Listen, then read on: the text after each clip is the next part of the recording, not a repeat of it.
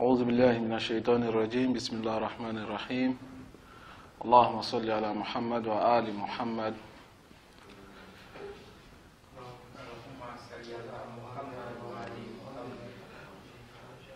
Nous remercions Allah subhanahu wa ta'ala de nous avoir donné ce moment encore précieux pour être devant vous, pour parler de l'histoire du prophète Muhammad sallallahu alayhi wa sallam. Et comme vous le savez, hier nous avions parlé des sujets concernant le temps de l'ignorance. Nous avions parlé de l'état de la vie politique dans le temps de l'ignorance et concernant les différentes religions qui existaient en ce moment-là en Arabie. Donc, alhamdulillah, nous avons eu une notion concernant ce temps-là à propos de ces religions.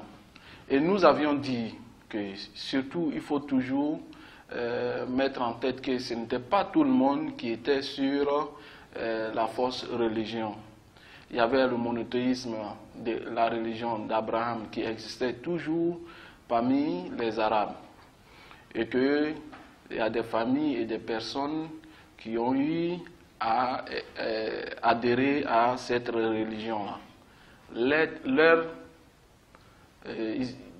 Leur adoration était de faire quoi? De croire en Allah subhanahu wa ta'ala, que Allah est le créateur unique.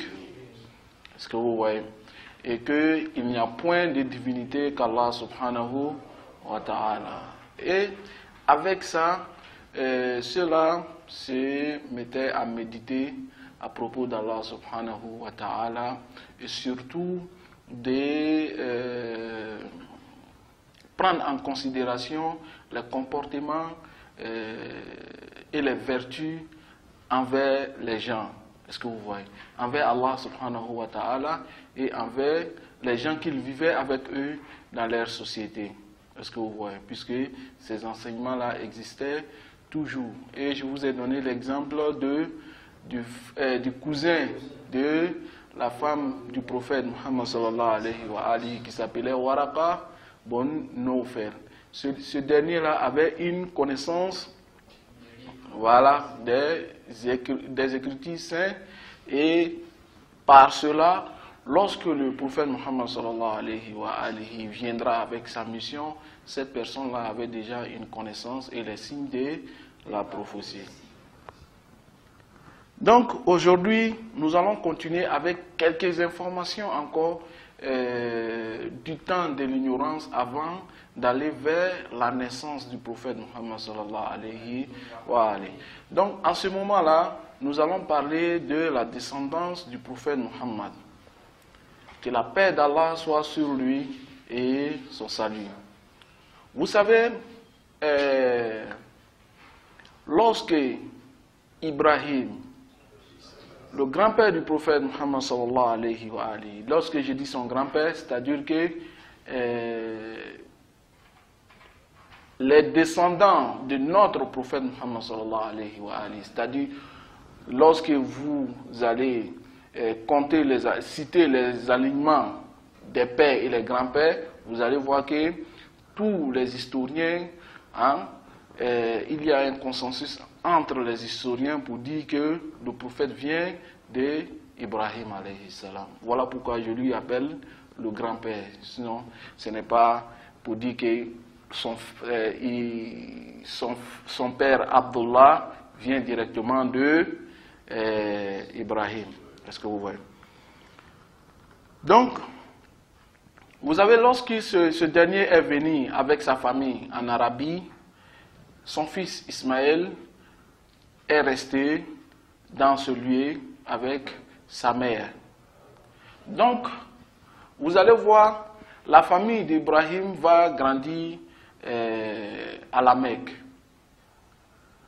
Restant à la Mecque, vous allez trouver dans l'alignement du prophète Muhammad sallallahu alayhi wa alihi, lorsqu'on vous dit que le prophète vient de la famille de Quraysh, lorsqu'on vous dit, qu'est-ce que vous entendez de Quraysh? D'abord, le Quraysh est divisé en plusieurs familles. Est-ce que vous voyez? Lorsque le grand petit-fils de Kinana, qu'on appelle Canaan en arabe, c'est lui qui s'appelait Quraysh. Le grand petit-fils de qui? De Canaan, que j'ai dit Kinana. C'est lui qui s'appelait Quraysh. Et ce dernier avait plusieurs enfants. Donc ces plusieurs enfants ont formé des clans. Chacun avait sa famille. Est-ce que vous voyez? Donc la famille du côté du prophète Muhammad sallallahu alayhi wa alihi, on les appelait les Qurayshites, les Hashimites. Les Qurayshites, les Hashimites. Puisqu'il y avait un fils de Quraysh aussi qui s'appelait Hashim. Donc notre prophète Muhammad sallallahu alayhi wa alihi vient du côté de Hashim.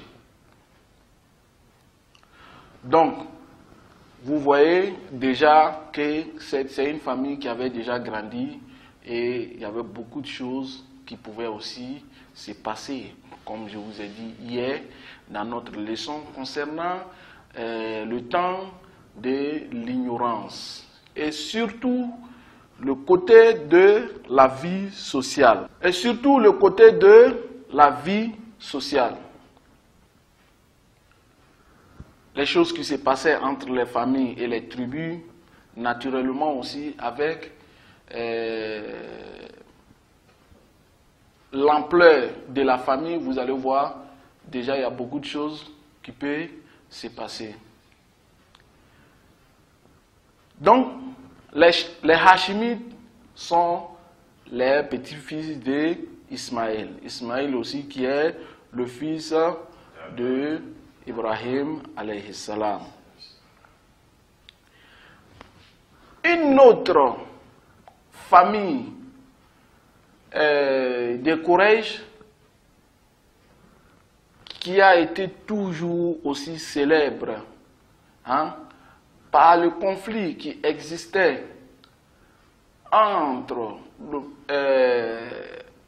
Hashim et qui et ce dernier-là, vous allez voir, ce conflit va exister commençant dans le temps de l'ignorance jusqu'au moment de l'avènement de l'islam et même après la mort du prophète Muhammad sallallahu alayhi wa sallam.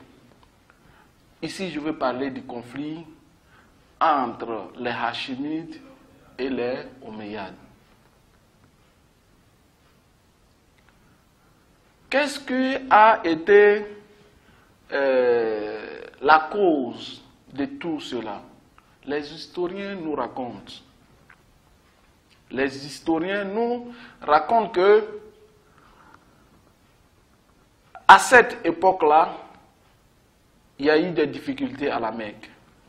Il y a eu de la famine à la Mecque. Alors, les gens souffraient.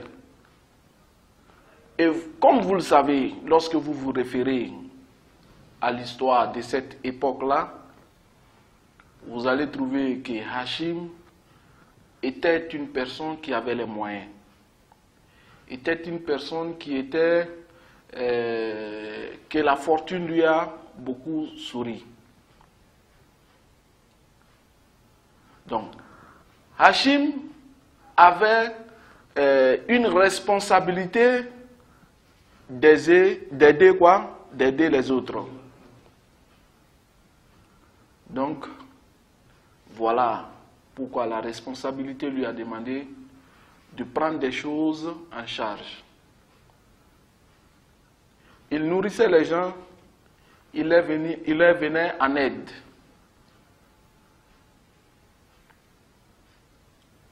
Il n'avait pas laissé tomber les siens.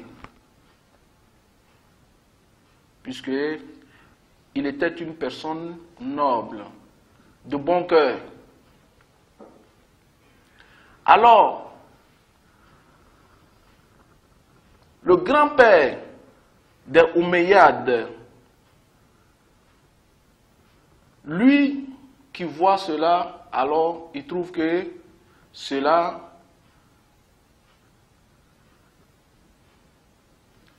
n'est pas, ça n'a pas aimé dans ses sentiments. Il n'a pas aimé cela. Voilà, il était contre, puisque il trouvait, c'était une jalousie. C'était déjà une jalousie.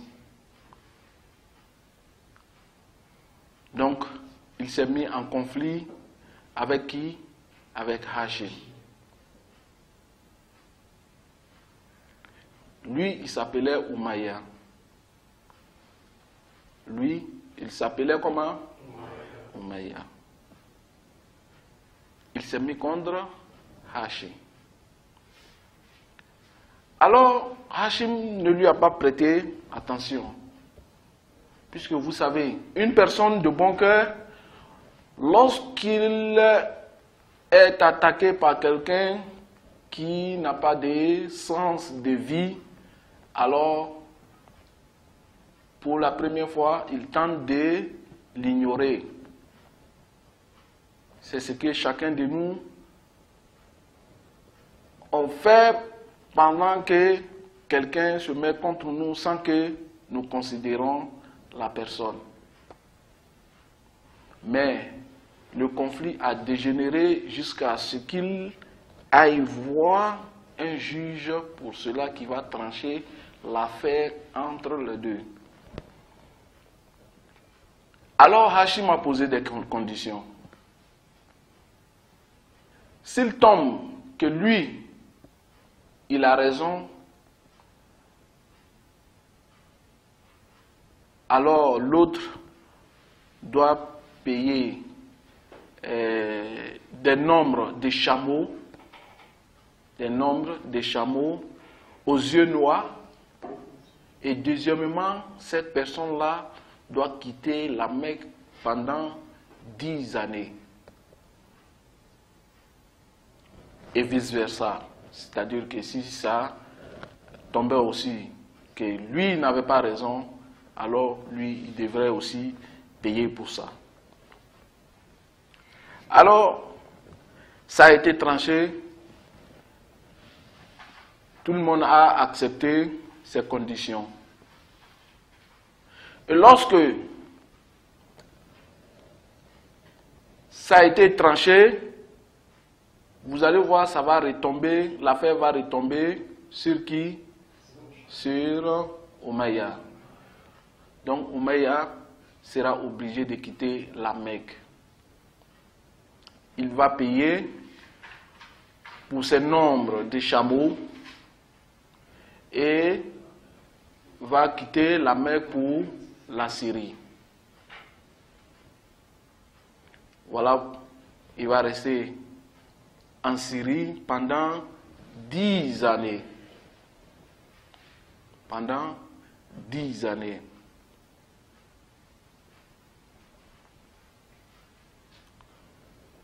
Donc, cela est un conflit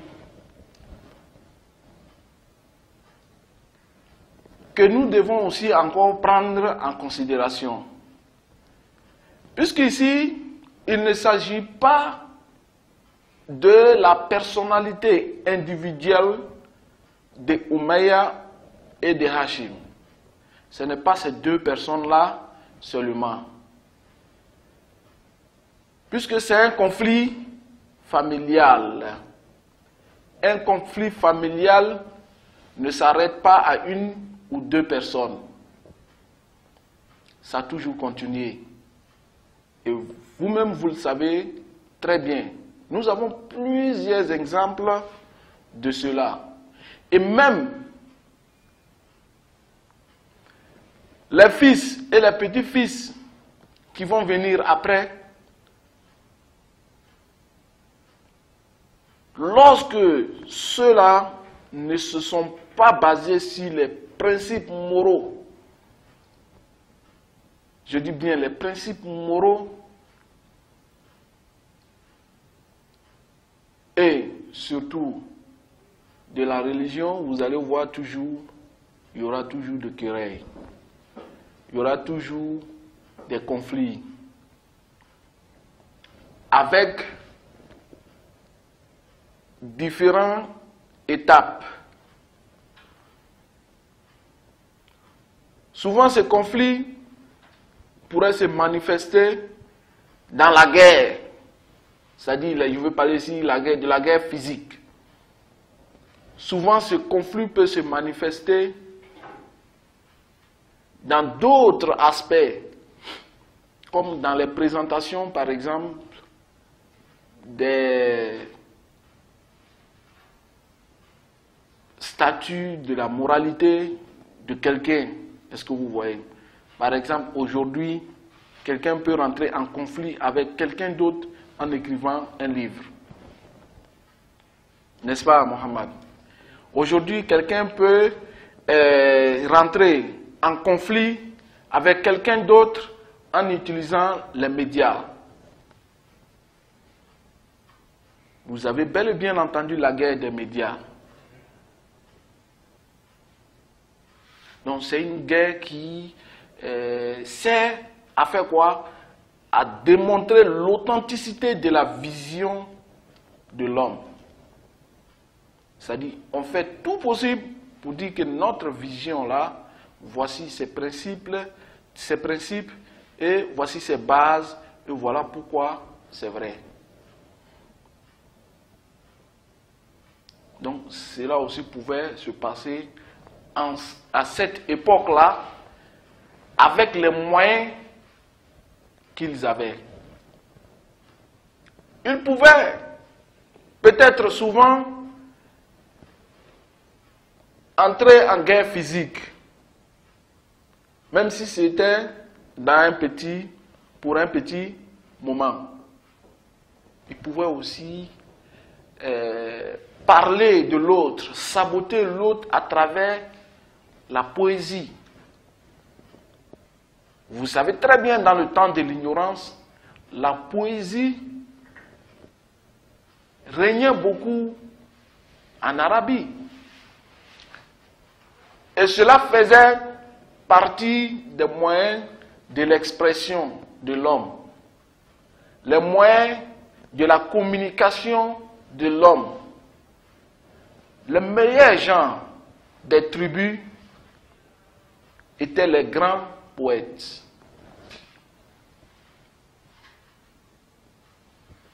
C'était qui? Les grands poètes. Et chaque grande personnalité avait un poète à côté de lui, qui prenait connaissance à sa vision, à sa manière de penser, pour pouvoir l'exprimer aux autres. Donc tout cela pouvait aussi y arriver pendant cette époque. C'est-à-dire que quoi? Je veux dire l'époque du temps de l'ignorance. Après le temps de l'ignorance, lorsque le prophète est venu avec sa mission, et après aussi la mort du prophète Muhammad sallallahu alayhi wa alayhi. Et lorsque vous allez lire l'histoire aussi, c'est ce que vous allez bel et bien trouver, sans doute. Le conflit entre les Omeyyades et les Hachimides a continué jusqu'à, voilà.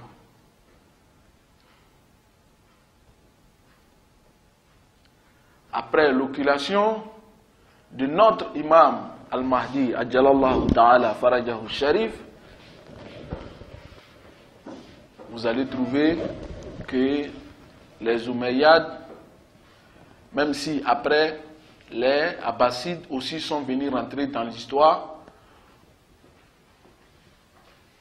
pour se mettre entre les Omeyyades et les Hachimides.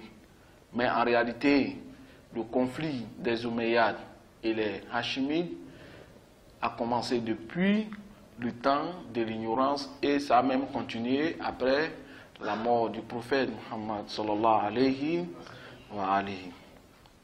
Donc, une chose à prendre aussi en considération.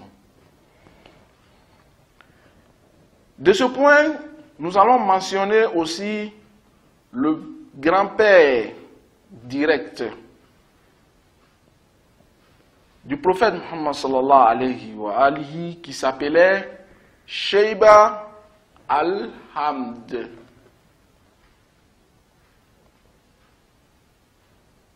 Shayba al-Hamd.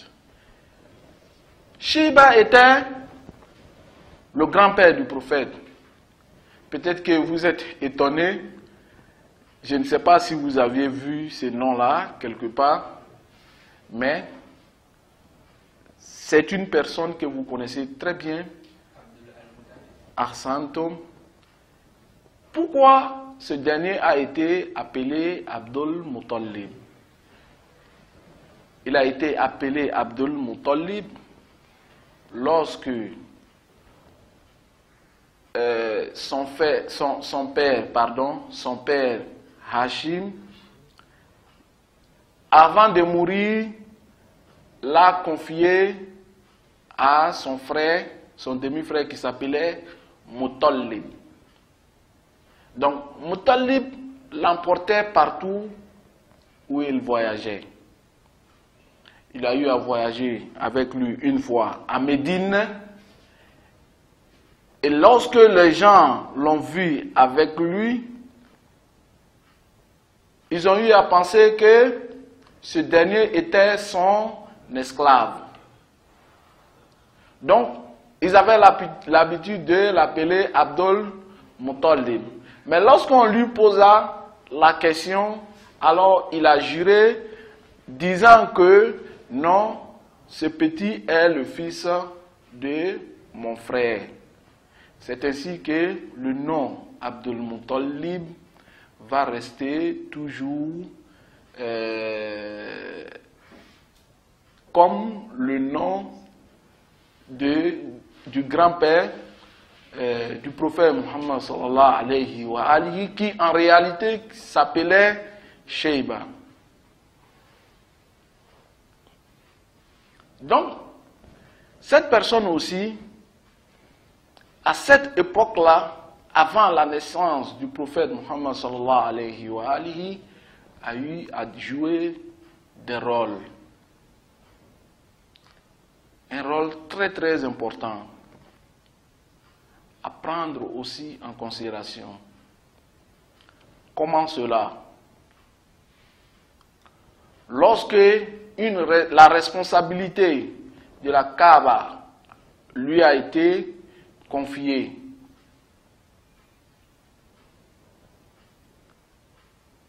et comme vous le savez, chacun avait des activités, je veux dire chaque famille. Ici, chaque famille de Quraysh avait des activités à la Mecque. Par exemple, ceux qui étaient chargés de donner à boire aux pèlerins, de prendre soin de la maison d'Allah subhanahu wa ta'ala,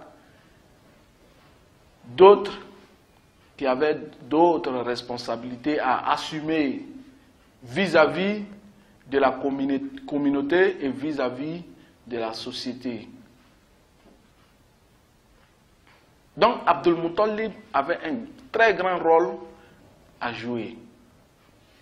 Ce dernier, au début, il avait un seul enfant.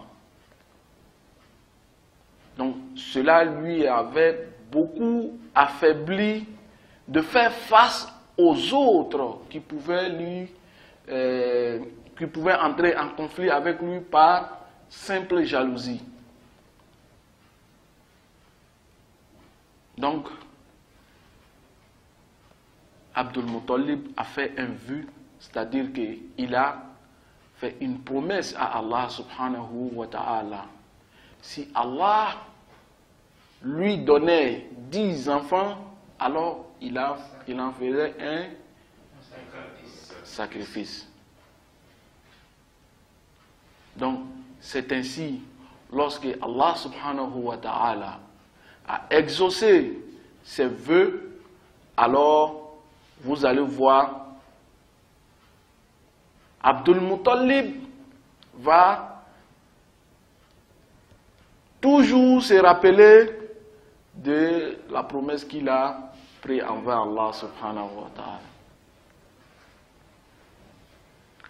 Vous voyez, ici, déjà, l'honnêteté de la personne se présente. Voilà pourquoi j'ai dit qu'il faut faire l'analyse de l'histoire. Il ne faut pas raconter l'histoire comme ça et puis passer. Moi, je m'arrête sur des points pour démontrer des choses. Si vous aussi, vous avez vu des signes qui démontrent le déraillement de la personne ou bien la droiture de la personne, vous pouvez me signaler et nous allons discuter sur ce point-là. Donc, ça démontre déjà la droiture de cette personne, son honnêteté envers Allah et la force de sa croyance, le degré de sa croyance. Et lorsque cette personne, Abdul Muttalib, va essayer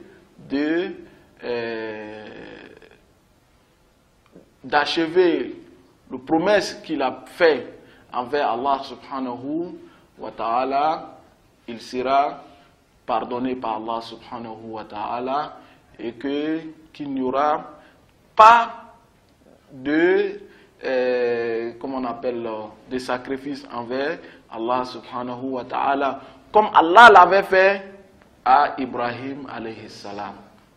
Voilà pourquoi il y a une parole du prophète Muhammad sallallahu alayhi wa alihi qui dit: je suis le fils de deux personnes, quoi?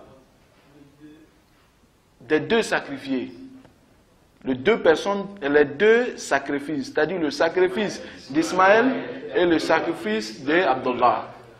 Puisque le tirage au sort que Abdul Muttalib avait fait en ce moment-là était tombé sur le père du prophète Muhammad sallallahu alayhi wa alihi qui s'appelait Abdullah.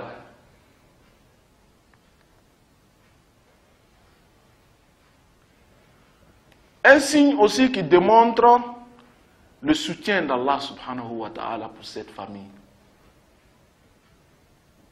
Voilà une leçon qu'il faut tirer à ce point-là. Pourquoi? Puisque c'était des gens honnêtes. C'était des gens qui avaient la vraie croyance.